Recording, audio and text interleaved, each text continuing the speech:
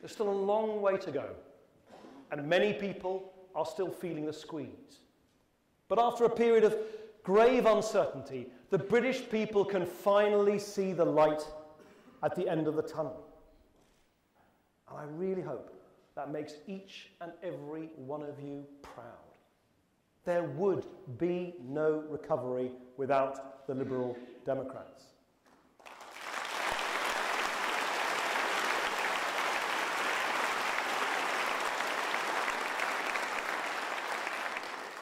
No recovery if we hadn't decided to enter into coalition in order to provide the country with strong government. No recovery if we hadn't held our nerve and stuck to the plan. No recovery if we'd allowed the coalition's economic strategy to be solely about cuts. Sorting out the nation's finances is essential, but equally as important is investing in the foundations of lasting growth. The unprecedented Treasury support that will transform Britain's roads and rail, the world's first green investment bank, the billions of pounds spent on businesses across the country, the million more young people who are now qualifying as apprentices. So don't let anyone airbrush out our role.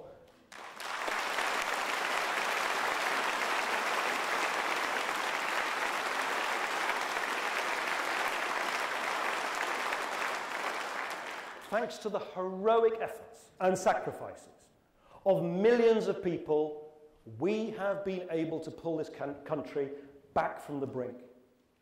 Under extraordinary pressure, we've achieved extraordinary things.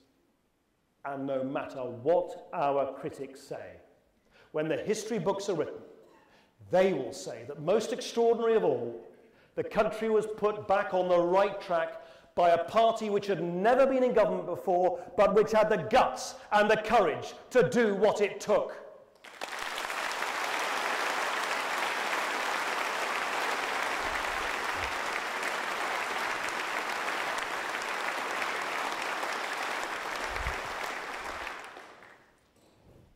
And now, a different challenge awaits.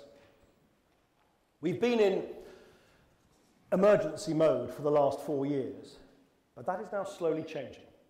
If this Parliament has been about a rescue, the next will all be about reconstruction and renewal. If we're truly ambitious for our country, Britain's future cannot be like its past. Successive governments relying on an overheated financial sector, presiding over a wildly imbalanced economy where the gap between rich and poor grew, where the North fell further and further behind the South.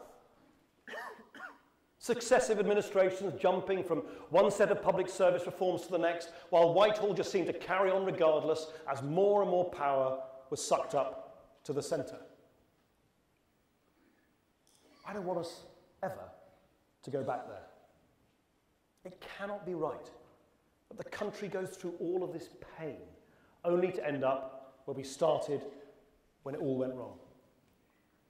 In this coalition, we have begun to turn the page, but the real test will come in the next Parliament, when government will have to show whether or not we have really, genuinely learnt the mistakes of the past. And I simply don't believe that our opponents have. I simply don't believe that they're up to this task. Left to their own devices, what are they offering the British people? Profligacy, economic incompetence, a bloated and cumbersome state, politicians who think that all they need to do to prove themselves is posture against business, a leadership desperate but unable to break free from the grip of its union paymasters, a party that cannot be relied upon to keep the economy safe, that wants us to put them back behind the wheel, even though they still won't admit how badly they got it wrong.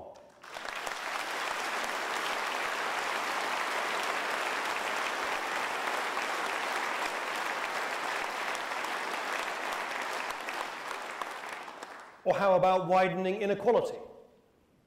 A remorseless shrinking of our public services, a party that claims we're all in it together, and yet refuses to ask the wealthy to pay even a penny more in tax towards the ongoing fiscal effort.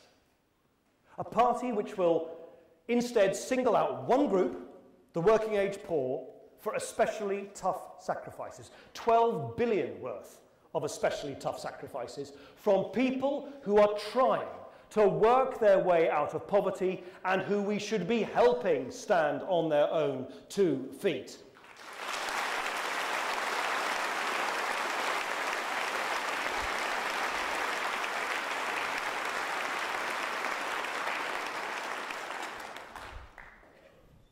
A weak economy, an unfair society.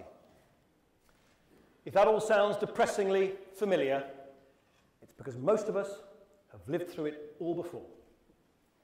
2 parties encumbered by the same old prejudices, straitjacketed by the same old ideologies. And whichever way you look at it, left or right, if either of them get into government on their own, they will drag Britain back in the same direction, backwards.